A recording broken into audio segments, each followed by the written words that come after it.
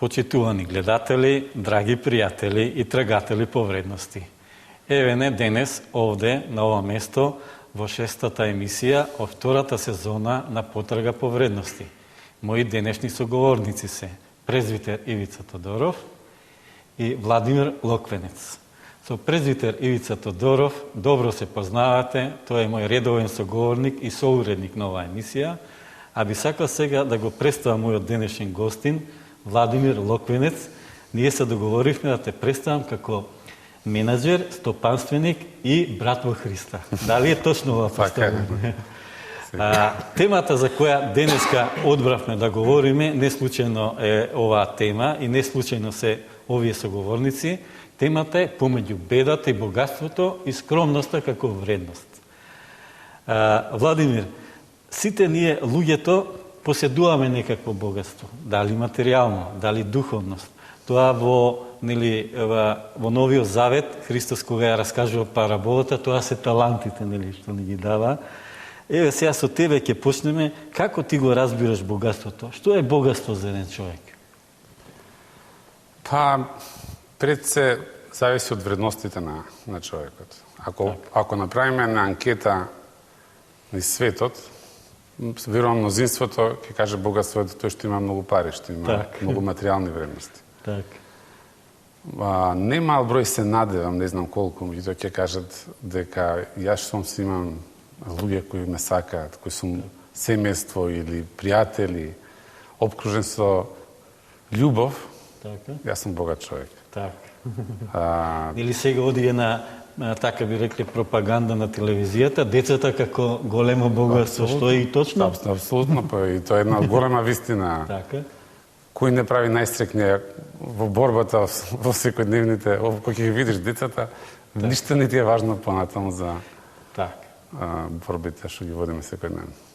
Така, ти од твоето искуство нели се среќаваш со луѓе побогати од тебе и луѓе посиромашни од себе. Како ги доживуваш тоа твоето доживување, нели, лично за богатството? Твое и на тие другите. Па од секој аспект, и од материјален и од духовен аспект. Како е твојот однос кон сето тоа? Па ќе почнам прво од духовен аспект.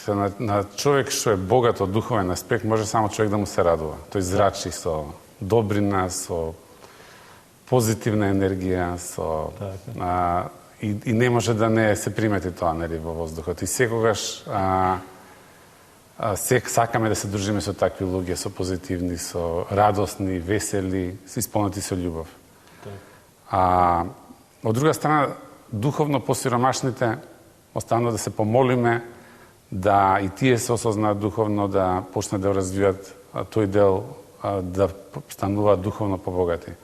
А ако можеме да им помогнеме во тоа, уште подобро. Добро, благодарам. Ова е, се надевам, добар овој во денешната емисија.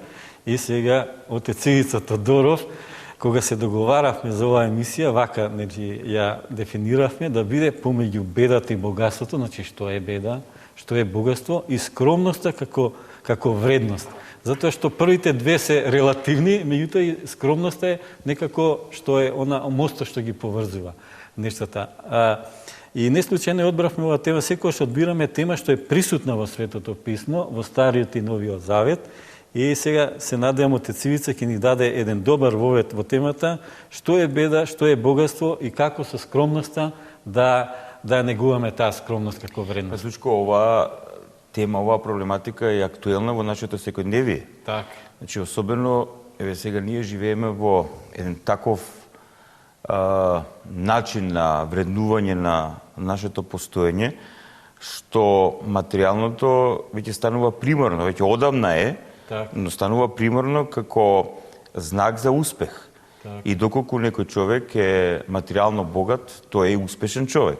Но дали е тоа така, тоа е тема на нашата денешна емисија.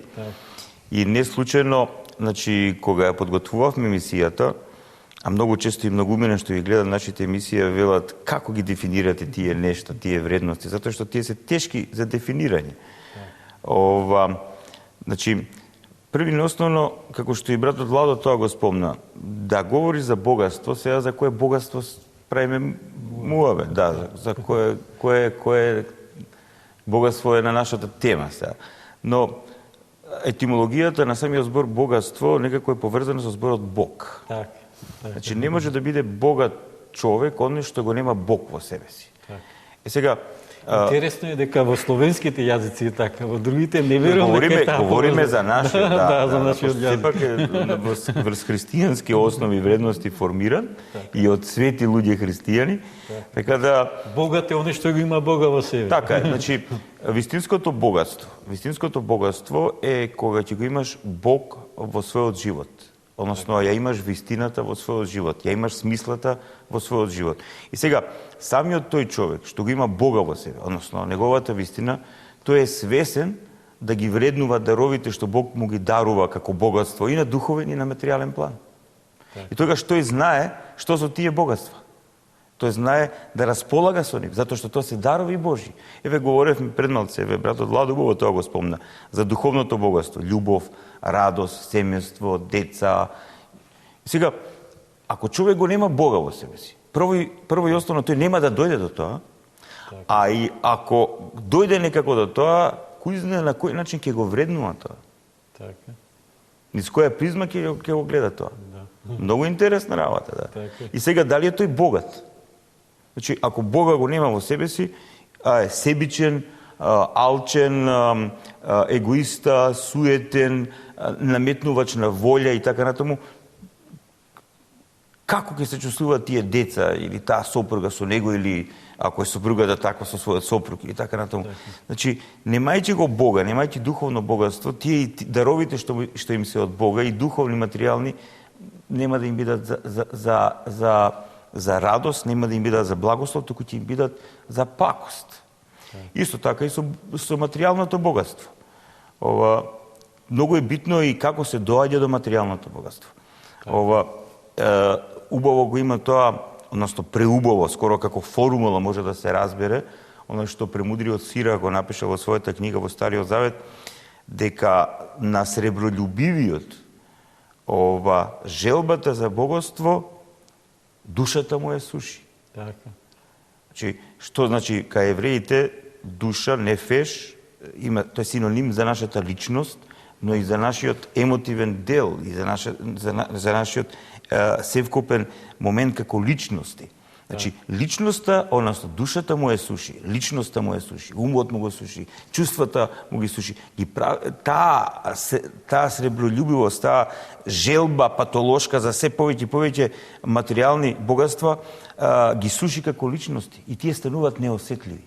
Так. Стануваат сурови. И ние гледаме во светот на економијата денеска и можеби таквите баш луѓе се и причинители на страшните економски состојби во кои се наоѓа целиот свет. Таа нивна суровост, или да го употребам терминот на премудриот Сирах, и сушеноста на нивните души. Така. Потоа, многумина од тие луѓе кои се сурови, со исушени души, затоа што се со ненасотно око, зимајќи многу од материјалните богатства во овој свет, но тие се ограничени. Ние немаме неограничени материјални богатства. Колку повеќе поради својата алчност зимаш од другите, ти зимаш од другите и на тој начин нив ги осиромашуваш. Така. Сега, многумина тука отварале прашања за социјално општество, како да се направи најправедно општество. Не може на сила, многумина сватиле дека не може на сила, не може со револуција, не може ни со кузне какви економски промени и така натаму. Помагаат сите тие нешто, особено промените во економијата, усовршување на економските односи, но ако човекот го нема Бог, ако човекот го нема тој внатрешен морал или етичност, одговорност кон материјалните и духовните богатства, тогаш што и да се случува, луѓето ќе си останат такви со исушена душа. Но доколку тој човек го има Бог, тогаш тој човек станува свесен за оваа вредност за која ние денеска говориме, тоа е скромноста. Скромноста е многу битна мерка, брат Душко. Мерка, скромноста е мерка. За тоа како да владееш, како да ги користиш и материјалните и духовните богатства. Значи тоа е мудрост. Скромноста доаѓа од мудроста на човекот, од неговото духовно искуство, од неговото животно искуство. И тој човек кој има животно духовно искуство, тој човек ја осознава оваа внатрешна мерка и станува скромен. Затоа што ако сме претерано скромни, одиме Во скржавост. Ако не сме скромни, нема ништо во себе, и немаме ништо од скромноста во себе, одиме во расипништво. И помеѓу овие две крајности во кои не секојдневно скита ова човештвото и сите ние, само скромноста е решение. Без скромноста, како плод на нашата мудрост во однос на тоа како ние сме осознале смислата на нашето живење и вредностите на нашето живење, кои доаѓаат од Бог, ако не сме свесни за скромноста, ние сите овие богатства од Бога дарувани можеме да ги потрошиме така. За залудно, за суета и, што е најбитно, тоа го говоревме во минатата емисија за верноста, ние нема да бидеме верни кон нашите предци, но исто така нема да бидеме верни кон нашите следни генерации. Затоа што замисли оваа генерација да ги потроши сите суровини на овој свет. Што оставаме ние за следните генерации? Ако оваа генерација го загади овој свет, водите, земјата, воздухот, што оставаме ние за следните генерации? И затоа е многу битно и страшно актуелно е да се говори за оваа вредност која ќе не спаси од сите несреќи што доаѓаат од таа наша неразумност, тоа е скромноста. Така, подготвувајќи се за денешната емисија, најдов една мисла во која се вели богатството и сиромаштвото има заедничко проклетство, човекот да го направат роб. Тука се мисли нели за материјалното богатство. Затоа што и богатиот, ако го нема Бога во себе, и сиромашниот, ако го нема Бога во себе, на некој начин едниот е роб на богатството, другиот на сиромаштијата. Какво е твоето искуство, Владимир? Па, јас само би дополнил кога зборуваме за материјалното богатство. Така. Прво, ќе се надевам од Цивица ќе се сложи дека не е грев човек да создаде материјално богатство. Така. Сите ние се бориме, живееме во материјален свет и се бориме да создадеме колку можеме за да имаме нормален живот, за да оставиме нешто на своите поколенија. Опасноста кај богатството е, како што рече Цивица, да се ако создавањето на материјално богатство не оди паралелно со развивање на духовното богатство. Така, иначе се суши душата. Е сега, и тука, што со тоа богатство, како се располага со тие пари, тука е опасност и клучот за душата. Да. Па и самиот Исус Христос им кажал на своите слушатели кога проповедал дека многу тешко ќе биде богат човек да влезе во Царството Божјо. Не затоа што дека Господ не ги сака богатите, него затоа што кога ќе создаде материјално богатство поголемо од другите, е под големо искушение на пороците. Сите пороци се многу лесно достапни. И ако нема духовниот развој одреден степен за да ги отргне тие воопшто... Ако нема духовна сила да се спротистави. Ете така, фала. Еден друг мислител вели богатството е како пиење морска вода. Колку повеќе пиеш, толку по-жеден стануваш. Нели? Ако човек не е свесен за тоа нешто, постојано ќе пие и секогаш ќе биде жеден. Така, и значи располагањето со богатството е ризикот, а самото правење на богатство материјално се разбира на честен начин си е сосема во ред во овој материјален свет како што сме. Сега понатаму исто не подучува како ако имате две кошули, дајте му една на тој што нема за да се помогне на сиромашниот. Тоа е однашно. Добро, отец Ица сега кога го кажа за кошулите ми текна една приказна за нашиот Итар Пео и Насради Ноџа. И разговаравме себе, нели тие били најдобри пријатели. И Пео му вели на Насрин, вели, Насрани, замисли си, вика, имаш, вика, Бог ти дал, вика, две палати, огромни, убави. Што ќе направиш? Вели, едната за тебе, едната за мене. Вика, замисли си, вика, имаш два коњи со два товари злато. Што ќе направиш? Вика, па едниот за мене, едниот за тебе. Вика, а замисли си, вика, имаш две кошули. Што ќе направиш? Ќе си ги задржам двете. Па зашто, вика? Па затоа што имам две кошули, ова другото го немам. Значи, колку луѓето од разговорот, јас сум разговарал со мои пријатели, секогаш размислуваат, ако јас имам големи пари, ако направам милиони, јас ќе бидам многу хуман, многу, нели, ќе помагам на луѓето, меѓутоа Господ вели, ако си верен во малото, тогаш ќе ти дадам тебе да располагаш со големото. Ние, луѓето, живејќи во овој ваков свет, забораваме на овој принцип, дека, нели, ние најпрво треба да се покажеме во малото, па после да го добиеме големото. Сега, Дуле тук отвори еден многу интересен проблем, всушност, тоа е прашање, повеќе философско, социолошко, исто така и теолошко.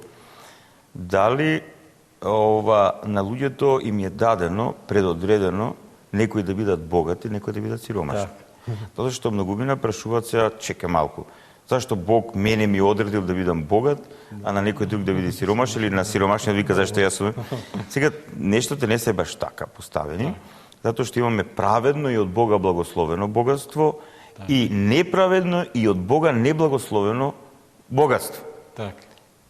Значи, некои луѓе праведно и од Бога благословено стекнале богатство. Генерација по генерација се собирало, се труделе луѓето и да стекнеш богатство, говорам за материјално и духовно, треба напор, треба волја, треба вложување на време, треба работа, не може тоа така. Еден мислител вели дека е позитивно за мрзеливиот човек да сака да стекне богатство, веќе тоа ќе го мотивира. А за духовниот човек не е добро да се труди да стекнува материјални така, и сега, да се приврзува. И оние луѓе што стекнуваат благословено и праведно богатство, знаејќи на кој начин тие дошло до тоа, тие го ценат тоа богатство. Да? И му благодарат на оној кој им го дал, кој им го благословил. Тоа што сепак Господ треба да го отвори умот и да ти дарува здравје и многу други аспекти за да ти дојдеш до тоа. И сега кога луѓето го имаат тоа благословено и праведно богатство, тие знаат како да го споделат тоа богатство. И знаат колку да дадат на оној што нема и да му помогнат. Но оние луѓе што неблагословено и неправедно стекнуваат богатство, тоа богатство е за нивен погибел. И личен погибел, и семен погибел, па дури и погибел на многу генерации во нивното семејство. Него ќе се праши зошто? Затоа што тој за да дојде до тоа материјално богатство, уништил кој знае колку човечки животи, па дури во буквална смисла на зборот. Унесречил многумина луѓе, многу семејства, многу солзи потекле заради неговата неправедност, за да тој дојде до тој степен да стекне на такво богатство. И затоа, повторно ќе го цитирам премудриот Сирил, вели вака: "О ти кој што си богат, не се надевај во лош ден на твоето неправедно стекнато богатство. Нема да ти помогне." И тоа најчесто се случува, кога ќе дојде денот да одговара за несреќно, неправедно стекнатото богатство, дали пред законот на овој свет, и дали поради ред куп други нешта кои следуваат како духовни закони, дали тоа ќе биде болест, немоќ, лоши односи во семејството, деца кои се непослушни и така натаму. Има многу елементи тука кои се последици од духовните закони. Вика, тогаш твоето богатство неправедно нема да ти помогне. Туку ќе ти стане проклество затоа што ќе видиш како ќе го трошат некои кои не го стекнувале со тебе. И ќе страда душата твоја. Сега тоа е за богатството. Се сиромаштијата. Имаме сиромаштија која да кажам, од објективни чинители. Значи, просто се раѓаме во сиромашно семејство. Во сиромашна држава. Немаме ресурси, немаме нафта, не знам тамо што и така натаму. Има тоа се објективни дадености. Но сега тоа не е сиромашност по даденост. Значи, ти ја примаш, како да кажам, таа ситуација, но таа ситуација не е непроменлива. Значи, сиромашен ќе биде оној човек кој ќе ја прифати таа ситуација и како плод на своето незадоволство или мрзливост ќе остане да робти и ќе остане во таа ситуација. Неко секоја ситуација се менува. Секоја ситуација се менува. И сега ова сиромаштво, кој е последица од објективни контексти, тоа се менува. И многу, знаеме, во историјата покажала дека многу луѓе кои биле сиромашни, стекнале многу големо богатство, материјално и обратно. Да.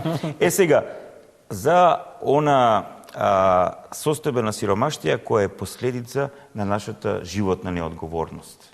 Која е последица на нашето недомаќинско однесување и која е последица на се поради неосознавање на оваа вистинска вредност за која говориме ние денеска, за скромност. Значи, има луѓе кои имале тоа на еврејската, имале па немаат.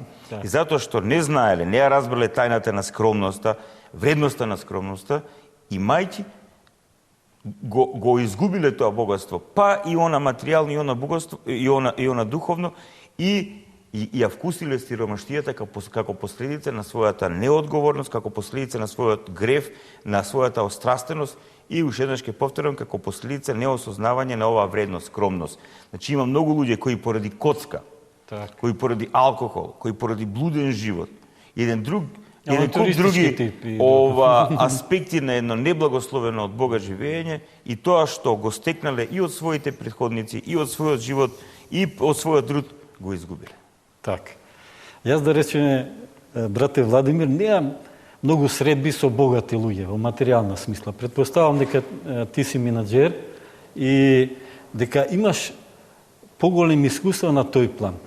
Кај нас се уште на почеток се зборува за таа социјална одговор. Значи, богатите треба да водат сметка за посиромашните слоеви од општеството. Меѓутоа, како е кај нас, како е на Западот, какво е твоето искуство? Дали ова социјална одговорност, што би рекле милосрдна дејност, оне што има повеќе, нашиот народ вели раката што дава не се суши, колку е таа свест навлезена кај овие што имат повеќе од другите? Па мислам дека тоа е индивидуално, во зависност од духовниот развој на човекот што успел да го создаде материјалниот, така и тој располага со богатството. Тоа не значи дека разумен и духовно изграден човек автоматски би го поделил веднаш богатството на сите и да остане без потреби. Тоа е неразумно, така и неправилно и духовно. Неговите квалитети што му ги дал Господ да создаде богатство, треба да ги негува и да продолжи на благословен начин да се создава богатство, а дел, колку што неговото духовен развој и потреба ќе и социјално чувство ќе покаже да го подели со останатите. И така да пред се индивидуално и без разлика дали има и ке нас, и во странство има разли дарители. Имаме, сведоци сме на еден принц од Арабија кој подели 40 милиарди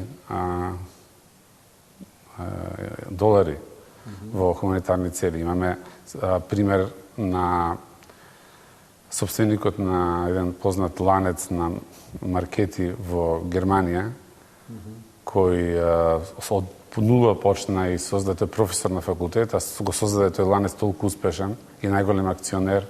Има 6 дечиња со многу висок духовен развој, ги собра децата, им објасни, сите едногласно се договорија да им остави еден дел на нив за добар старт во животот. Добра едукација, добар старт, меѓутоа не да ги обезбеди и нив и нивните генерации. И освен тој добар старт што им го остави, селото го даде на хуманитарни организации, го подели на светот. Во сакал нешто друго на таа тема, не е важно само богатиот да дава. Секогаш постои човек што е има одредено, меѓутоа има и над него, има и под него. Имаше што вика, колку и да немаме, секогаш има луѓе што имаат помалку од нас. Јас се извинувам, Владо, тоа е целата приказка околу тоа да дефинираме кој човек е богат. И за колку. Колку е тоа релативно. Да, тоа е релативно, да. Исус го укажа на примера со старицата вдовица со едната лепта. Со лептата, да. Тоа е принцип од сиромаштијата. Значи се што има дава за Бога. Тоа сакам. И тоа он, нели, колку го цени тоа што ова дала само едно денарче, да кажеме, а и тоа е било све во последно, тоа е многу поголем гест од колку милиардери што дават. Да речем, да, така да секој одредува за себе колку ќе подели од својот колач, на крај крајва стрекни се тие што даваат. Така е. Така, и не секој поминува низ тоа искуство дека вистински среќен станува не тогаш кога добива, туку кога дава и кога гледа задоволни лица од тоа што го дава.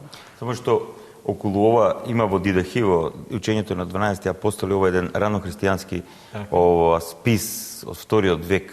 Тоа е еден вид спис подготвен за овие катехумените што се подготвувале за крштевање. Тука било као концентрирана евангелската проповед, апостолската проповед.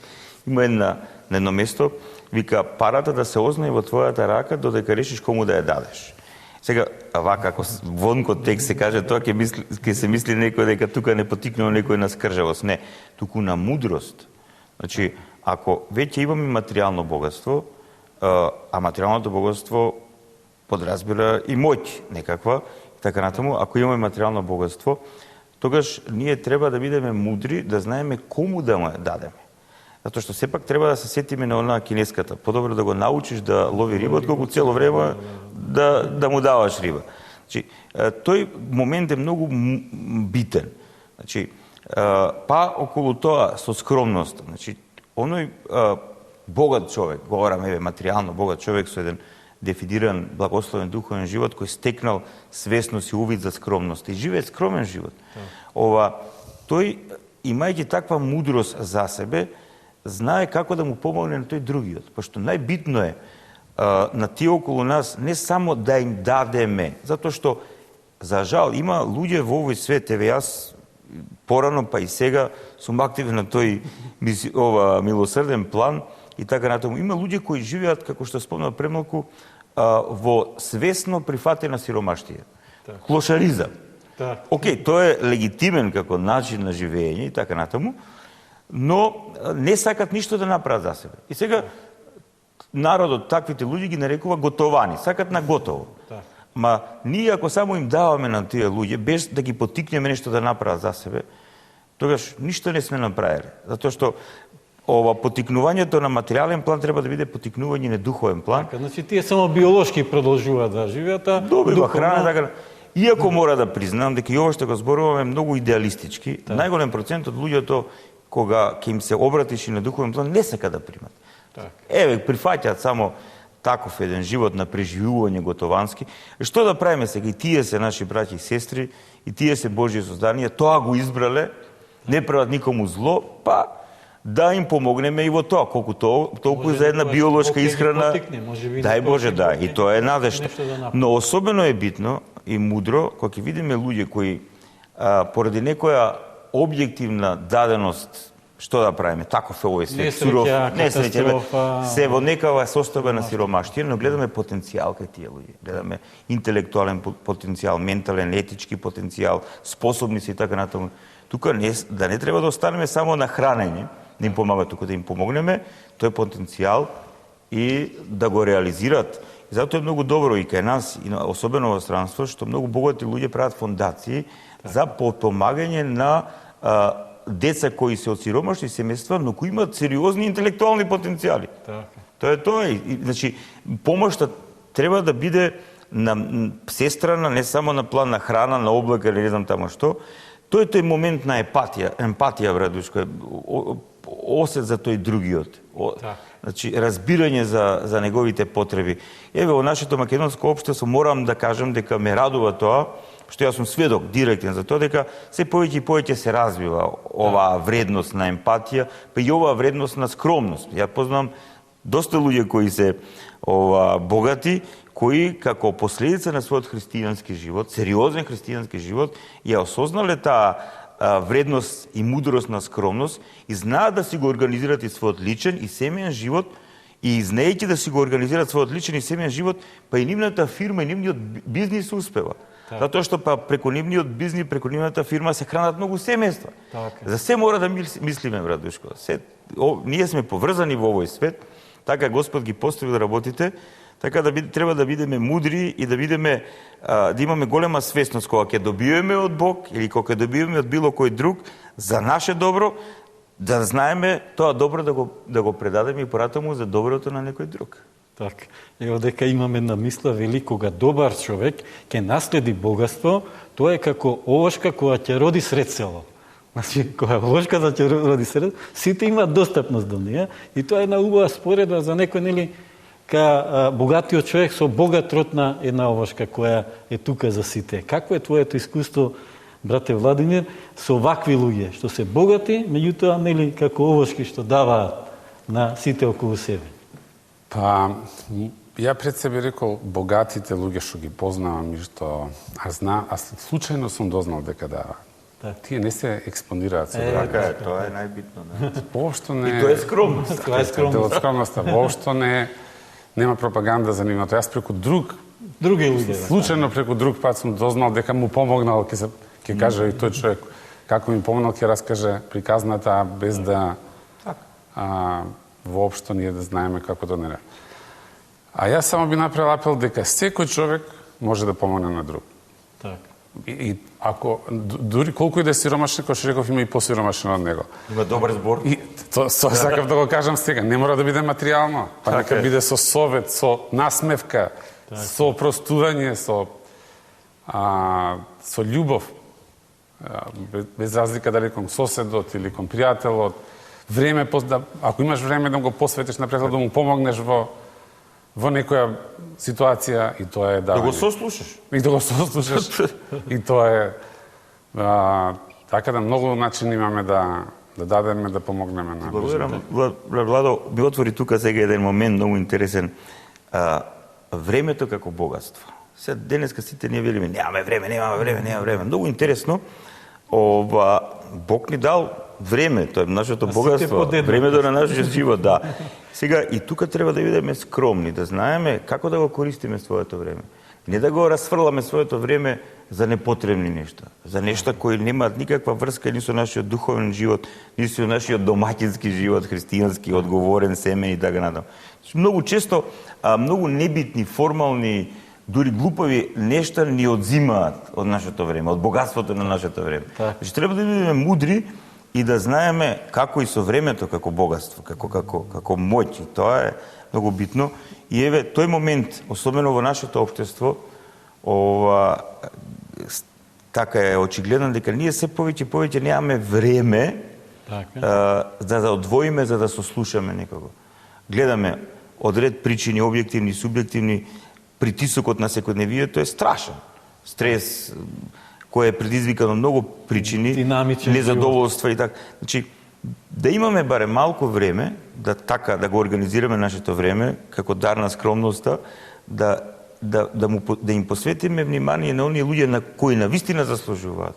Зашто на многумина, ќе се изразам така, им пука филмот, односно им пука душата од многу нешта што ги трупат и немаат со кого да споделат, немаат со кого да испијат едно кафенце, така, да направат еден муабет, убав, братски, човечки, па и да се помалат заедно. Тие работи отсъствуваат, но еве и ова, целта на оваа емисија е така, да ги потикне тие работи, да не ги потикне тие, како да кажам, натрешни мисловни процеси за поубаво, по-осмислено, по-благословено да се го уредиме и осмислиме нашето и лично и заедничко живење. Така. Интересно е, нели, ние во секоја емисија се трудиме да извлечеме од Светото писмо некој дел, дали е парабола, дали некое послание од апостолите, и има повеќе моменти каде што можеме да извлечеме од Стариот и од Новиот Завет приказни. Говоревме од Сирах. Така. Да речеме, интересна е она случката со младичот, богатиот младич, кога Исус вели тешко ќе влезе, тоа го спомна и блатот млади, тешко ќе влезе богат човек под Царството небесно. Исто интересна е она парабола со талантите. Како треба да се умножува секој талант што Бог ни го дава. Меѓутоа, ти, Отец Ивица, избра еден текст што е вака интересен за една личност, што е богата, меѓутоа, се додека не се срекнува со Исус, го натрупува богатството. Без да стане свесен. Без да стане на свесен што до кај ќе оде. Меѓутоа, после средбата со Исус, настанува промена кај него. Ајде да го чуеме. Кога го читаме ние Светото писмо на Новиот Завет, кога ги читаме Христовите заповеди и сите оние сведоштва кога тој се среќа, конкретно спомна за богатиот младич, што богатиот младич прашува од Исуса како да влезе во животот. Се мисли за смислата на животот, за животот вечен и така натаму. И Христос го прашува, треба да ги исполнуваш заповедите, тој вика, јас од младина ги исполнувам. Сега, му вели Христос, ако сакаш да бидеш совршен, значи ако сакаш да го вкусиш животот на едниот век, значи тогаш треба да оставиш се од овој свет. Но тоа е радикалниот пристап. Радушко, и некои луѓе го избираат тој радикален пристап, кои оставаат се во овој свет и така натаму и заменуваат следејќи го Христос, тоа е монашкиот призив и така натаму. И сега овој младич кој ги исполнувал заповедите, кој не бил безбожен, и Христос не го обвинил воопшто дека е богат. Чиме бил па и млад, значи тоа богатство го стекнал од наследи, така натаму. Но целата приказка е кога Христос му вели, ако сакаш да бидеш совршен, па тој после тоа, ако си направил калкулација, колку бил богат и така натаму, па се откажал, дека треба да се откаже од богатството, Христос сега да каже со тоа дека не богатството е грев, туку приврзаноста, острастеноста за богатството. Тоа ето и затоа вели не може камелот, како што не може камелот да влезе низ иглени уши, така и богат не може да влезе во царството небесно. И по тоа камила се потрозбира едно дебело јаже, и така ми навистина дебело јаже во едно тенки уши на игла тешко. Толкувачи вака тврдат, имала врата во Ерусалим која била доста мала, кај што може да влезгува само човек, евентуално магаринца. Така. И камила многу тешко, едноставно невозможно да влезе низ таа врата, така Исус опоменува за тоа. Потоа Христос во својата беседа на гората, конкретно ова ни го заповеда нам како христијани, како негови ученици, ова е многу битно да го разбереме. Така. Вели Христос: не собирајте богатства на земјата, каде што ги јаде молец и рѓата, и каде што крадците ги подкупуваат и крадат. Но собирајте ги богатствата на небото, каде што ниту молец, ниту рѓа ги јаде, и каде што крадци не ги подкупуваат, ниту крадат. Зашто каде што е богатството ваше, таму ќе биде и срцето ваше. Сега, например, ова е крајно радикална заповед, но, како што вика Архимандрит Софронија, секоја Христова заповед е како семе. Значи, има императив. Сега, кој колку може да стигне во остварување на таа заповед, но многу е битно да го разбереме она што Христос ни го говори. Кај што е богатството ваше, таму и срцето ваше. Значи, ако ние се подготвуваме за полнота на живот во Царството Божие, таму ќе биде нашето срце. И вели Христос, се што ви е потребно ќе ви биде дарувано. Но ние немаме таква вера, за жал. Во друга парабола со трговецот што прода, се и го зема него бисер. Тоа е за Царството Божие која зборува. Значи, многу е битно од ова да разбереме дека Христос од нас ја бара насоката на нашето срце, насоката на нашиот живот. Значи, вредносниот систем. Што е за нас вредно? А она што го спомна ова за Захеј е всушност таа случка запишена од светиот апостол Лука. Захеј бил даночник, тамо пишува митник, митничар, цареник, но поточно даночник, тој собирал данок, бил евреин. Так се собирал секој што ќе влегол во Ерусалим. Значи, тој бил евреин и во името на римјаните собирал данок за римјаните. Од својот народ. И сега тој ја користел затоа што бил сребролюбив, крај немала длабочината на неговото око за поклепност, таков бил. Тој не само што е користил таа повластена состојба за да зема за римјаните данок од својот народ, туку е користил и самиот тој да се богати. Од многумина зимал неправедно. И повеќе од кога што треба. Така, ја злоупотребувал таа своја позиција, како што за жал и денеска многумина и во нашето општество и во светот. Злоупотребување на не е битно, Но тој Захеј слушнал за некој рабен од Галилеја, сепак он не знаел за тоа дека Исус е воплотениот син Божи, Бог во човечко тело и така натаму. Тој слушнал за некој рабин од Галилеја кој говори такви работи, кој прави такви чудеса, кои никој пред него не ги говорел, нит ги правел.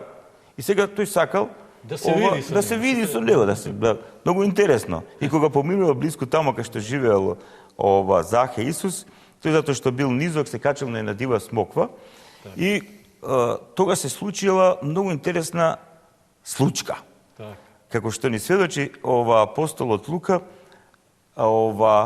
се случила некаква сериозна трансформација во срцето и душата на овој сребролюбив, алчен, суров Захеј. Интересен е моментот кога Христос доаѓа до смоква и со име го нарекува.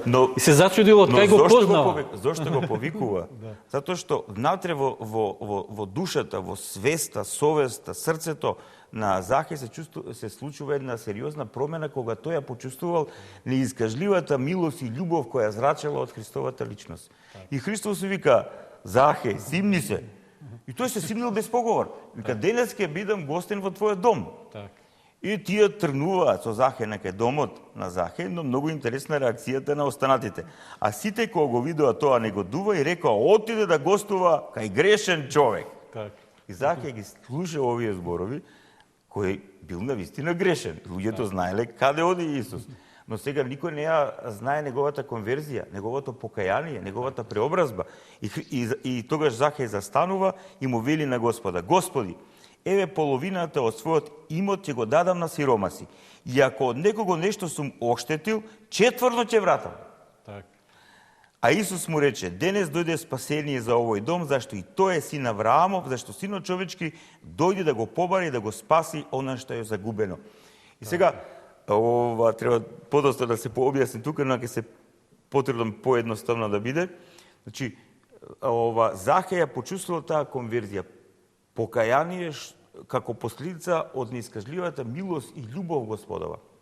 Самиот тој кога одел покрај Исуса, тој ја чувствувал таа огромна негова љубов која во ниеден момент не подигнала прст да го осуди. Затоа што Исус можел да каже, ти во ништо, со ништо не го осудил. Дека бил ваков или онаков. Но самата таа внатрешна преобразба, самото тоа покаяние, самото тоа осознавање на вистината на постоењето кај Захеј, оној Захеј, сребролюбив, со сува душа, немилосрдна, сурова.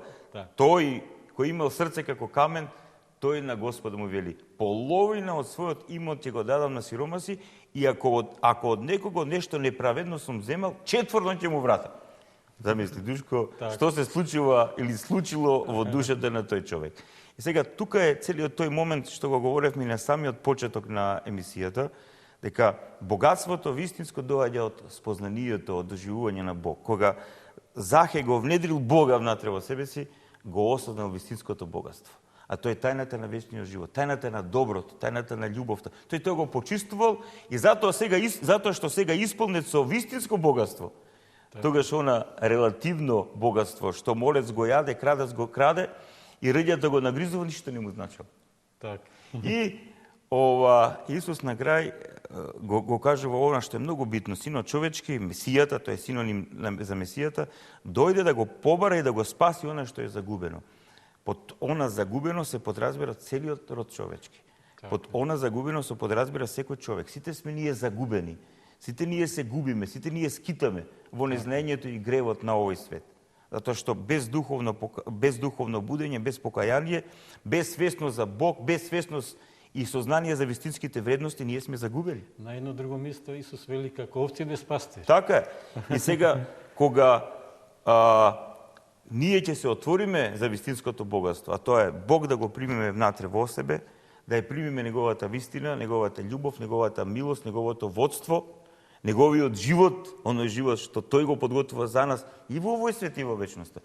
Тогаш ние разбираме кој е вистинското богатство и тогаш ние разбираме на кој начин мудро, тоа е во дух на скромност, да знаеме како да го употребуваме и материјалното богатство од овој свет, или како што има многумина кои се откажуваат од материјалното богатство на овој свет и што уште во овој и ваков свет се подготвуваат за оној начин на живење што ќе го имаме во Царството Божјо. А тоа е полнота на богатство, полнота на љубов, полнота на онаа состојба на постоење, тоа е вистинското богатство, тоа е вечното постоење. Вечното постоење во Царството Божјо. Вечното постоење во полнота на известност. Затоа што луѓето трупаат богатство во овој свет затоа што се живеат во неизвестност. А кога ќе живееме во известност, не ти треба трупање за богатство кој ќе ти даде лажна известност, пошто ти имаш вистинска известност која ти доаѓа од самиот Бог.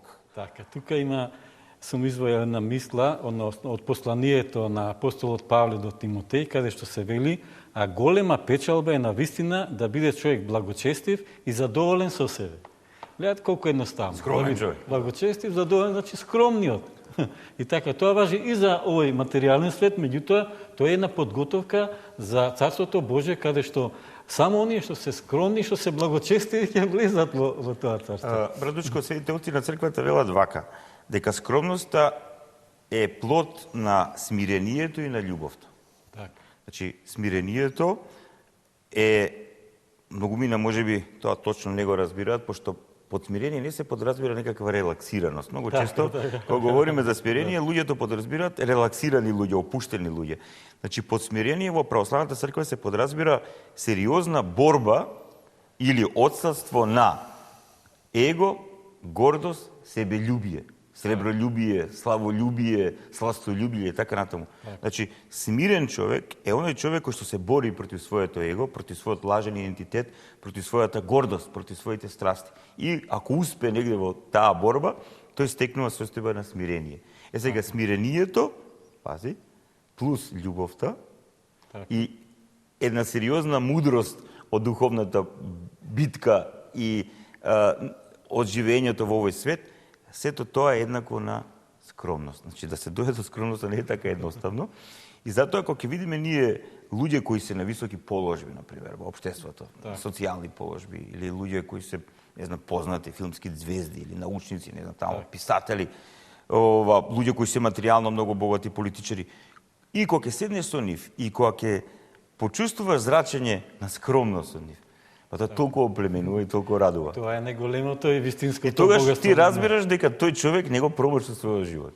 И сите дарови што Господ му ги дарувал, тој ги искористил, направил полза во слава на Бога и за добро на илјадници луѓе за кои ние имињата не ги знаеме. Но Господ ги знае. Така. Интересно е дека сите ние луѓето живееме во овој материјален свет. И за да се родиме во овој материјален свет, треба биолошки да се родиме. И тоа не зависи од нас. Значи, зависи од родителите и од околностите во кои се раѓаме. Меѓутоа, за духовно да се родиме, тоа зависи од Божјата волја, ама зависи од нашата волја. Од кога духовно ќе се родиме, треба духовно да растеме и да зрееме, создавајќи богатство. Дали тие ќе бидат материјални, богатства е помалку важно, меѓутоа, сепак треба еден благословен живот да водиме и покрај физички, биолошкото растење, треба и духовното растење да се случи и оние пак да се вратам на талантите. Значи, раѓајќи се, секој од нас добива барем еден талант, а луѓето не разбираат дека талантот не е мала пара. Талантот бил соодветна вредност на еден имот добар со се што е потребно за еден имот. Тоа бил талант. Да речеме, во денешни услови може би 200, 300, 500 илјади евра, долари, значи голема. Тоа било 20 килограми сребро. И дури кога ќе добие човек еден талант, и тоа е многу, не е малку. А замислите некој што добива 5... Ние денеска по таланти не подразбираме материјална вредност, туку даровите од Бога. Да, ама и тоа е дарба што треба што може да се умножи. Не случајно Исус ја раскажува, 5 таланти добиваш, тоа 5 имоти добиваш. Добиваш 2 таланти, 2 имоти добиваш. И сега имаш можност тоа да го унапредиш или како овој третиот што добил еден талант, може би незадоволен, си вика што е сега ова, немам јас можности да го умножам, ќе го закупам. И сите, значи, луѓе се повикани, без разлика дали ќе создава, дали има, какви потенцијали има, каков талант има, да го умножи. Како би се надоврзал, Владимире, ти од личното искуство, од секојдневниот живот, како луѓето да го умножуваат својот талант, односно своите таланти и за свое лично добро и за доброто на сите други? Па пред се, јас би започнал од ние како луѓето кои што се родители, имаат обврска да внесат љубов кон децата и разбирање, меѓутоа имаат обврска и да ги спремат за самостоен живот во иднина. Сега тоа значи дека правилно воспитување, меѓутоа и да се изградат тие личности во соодветна самодоверба. Значи тој кој ги детето што си носи своји дарови со таленти, треба да ги осознае тие таленти. Треба да се помогне да се осознае. Од друга страна, не смее да се претерува со фалење и со величење на тие таленти кај детето, затоа што ќе се создаде некоја чувство на супервредност. И после ќе влезе во некоја его приказка. И да, и потоа како ќе направиме скромен човек од тоа дете. И целата тоа е обврската на родителот е да направи тој баланс, да го потигне детето, да ги развива своите таленти, да напредува во животот, да создава, меѓутоа никогаш потценувајќи ги другите луѓе, треба да има почитување кон различностите кај луѓето, почитување на општествените вредности. И различните дарби. Така се создаваат скромни луѓе. Така. Барем од родителска гледна точка, кажам. Во никој случај скромноста, отецица спомна, да не сме да помине во другата страна на претеризам. Затоа што не само што може да премине во скршавост, меѓутоа може да премине и во тотална инфериорност, а скромните луѓе нити се срамежливи, нити се инфериорни, нити се инхибирани во општеството. Напротив, тие си разработат, си развиваат, создаваат здрава личност. Здрава личност, меѓутоа не сека да го поттикнува тоа, не се фали со тоа, не се И заради тоа зрачат, кога ти ќе знаеш дека некој човек има со што се пофали, а не го потикнува, не се пофалува, тогаш се осеќа врлината на скромноста. Сакам да кажем, има ситуации, ако го претерувањето со скромноста, па на интервју кој ќе дојде за работа, разговара со потенцијалниот работодавец и тој се не ги истакне своите можности, си молчи, си седи, нема да ќе изгуби можноста за работа и за развој на талентите и да разбудне составање. Тука напротив треба да се само пофали, да ги покаже, да ги истакне своите вредности. Да. Тој е момент на лажната скромност. Така. Лажната скромност е многу актуелна и на еден начин видлива во верскиот живот. Затоа што човек кој природно, благословено и однатре не дошол до мудроста за скромноста, тој слушнал дека христијаните или таквите, онаквите луѓе треба да бидат скромни и самиот тој не осознавајќи што е вистинска скромност, тој глуми скромност. И тоа е многу смешно. Лажната скромност е многу смешна работа, а исто така тогаш отвора и состојба за патологија, затоа што за жал сите овие нешта во овој свет, најубавите многу лесно стануваат патологија. Сега убавата и прекрасната од Бога благословената љубов, ако не знаеме како да ја живееме, многу брзо станува омраза. Тоа е тоа. Така да една благословена скромност може да биде и лажна скромност кај некој човек. Значи, мора да ги разликуваме овие нешта. Ако говориме за скромност, не говориме за лажна скромност. Так. Значи, не говориме за скромност која се глуми, која се нема внатре во себе, туку се глуми и сега им глумиш на луѓето лудост и така натаму. Тоа луѓето го гледат и таквите луѓе спаѓаат смешни. Так. А ако па си вуткуваат самите во глава дека треба да имитираат некако светите или така натаму, а тоа нема духовна зрелост за такво, па таквите си прават сериозни проблеми во својот личен духовен живот, одат во патолошки состојби во својот личен духовен живот. И убаво го спомна тоа братот Владо, мудроста за формирање на скромноста започнува во семејството. Како што всушност во сите други нешта во овој ваков свет, че многу е битно во семејството, преми родителите да им сведочат на своите деца што е таа вистинска благословена скромност и многу е битно учејќи ги на тоа да ги учат и да бидат самостојни. Значи, колку повеќе самостојни. Значи, само самостојна и слободна личност може да има љубов. И да прима и да дава љубов на здрав начин. Не самостојно личност, неспособна личност во овој свет, или на еден начин изфрустрирана или лошо наведена своите родители, цело време родителите да им бидат штака за се и така натаму, тие ќе создадат луѓе кои се зависни. Првино родителите, после тоа други луѓе, и таквите луѓе буквално со текот на времето преминуваат во состојба на вампиризам. Тие не можат сами, тие не можат со себе, тие мора да имаат околу себе си луѓе и цело време им крадат енергија, им крадат љубов, нема трансфер, нема прими дај и така натаму, нема еден здрав однос. Значи, многу се битни овие нешта. Буквално јас, кога ги слушам овие работи, во мојот ум ги доживувам како некакви математички формули. И навистина, ако малку сгрешиш во било што околу решавање во математичката задача, резултатот ќе биде погрешен. Така и во животот, братушко, ако малку негде погрешиме, затоа слава на Бога, и преку оваа емисија, пред се и над се, преку Божјото откровение запишено во Светото писмо, во светите книги на Новиот и Стариот Завет, здраво треба да се научиме како да го организираме, осмислиме и вреднуваме нашиот живот во овој ваков свет. Така, сега сме при крајот на нашата емисија. На некој начин истече времето. Мои денешни гости беа презвитер Ивица Тодоров и Владимир Локвенец. Зборувавме за бедата и богатството и скромноста како вредност. А на крај јас ќе завршам со една мисла од посланието на апостолот Павле кон Тимотеј, во кој се вели: заповеда им на богатите од овој свет да не се гордеат, ниту да се надеваат на непостојаното богатство, туку на живиот Бог, кој ни дава за наслада се во изобилие. Гледате колку интересно, значи Бог ни дава во изобилие и ние, ако сме скромни, ќе можеме тоа изобилство да го примиме и да го споделиме. И да го живееме со него и да го споделиме. И Некако како круг се направи, вистинското богатство доаѓа од Бог. Кој го има Бог во себе, тој го разбира вистинското богатство. Значењето на богатството. И е вистински богат, значи поврзаноста пак се враќаме на почетокот. Значи оној што го има Бога во себе, тој е вистински богат. Се надевам дека овие мисли што ги презентиравме во денешната емисија ќе бидат полезни за оние наши гледатели што не гледа, што не следа, пријатели и нели трагатели по вредности, и да ја одјавиме денешната емисија.